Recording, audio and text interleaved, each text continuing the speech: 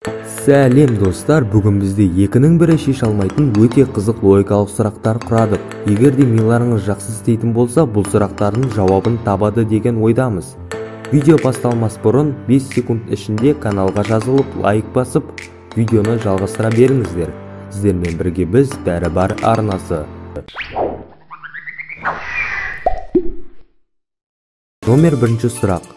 Дұрыс емес амалды бір затты өзгерту арқылы дұрыс қылып жаз. Уақыт кетті.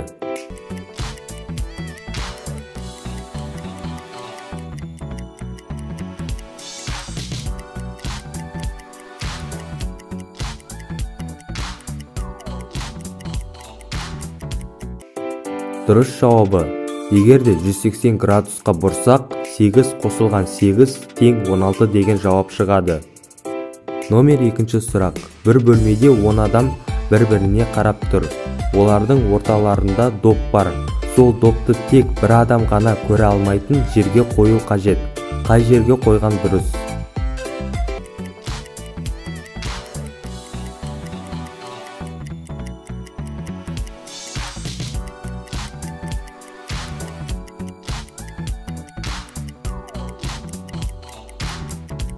Дұрыс жауабы. Басына қойсаң, ол көре алмайды, қалғандары көре алады. Номер 3 сұрақ. Бұл сұрақ ертегіден алынған. Ертеде бір шал өмір сүріпті. Оның 3 қызы бар екен. Күндердің күні шалға өлім келіпті.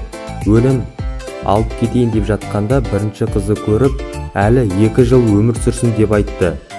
Өлім келісті. 2 жылдан кейін келгенде екінші қызы әлі 1 жыл өмір сүрсін деген екен.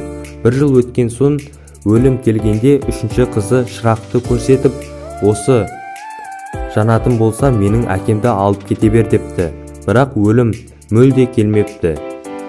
Үшінші қызы өлімді қалай алдады?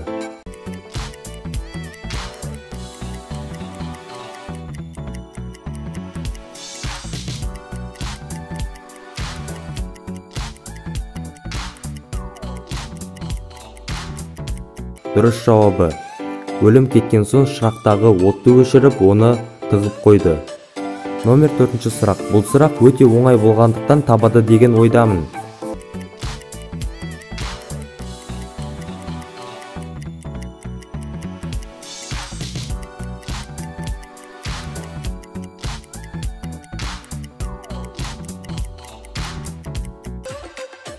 Дұрыс жауабы 2. Себебін пікірге жазып кетіңіздер.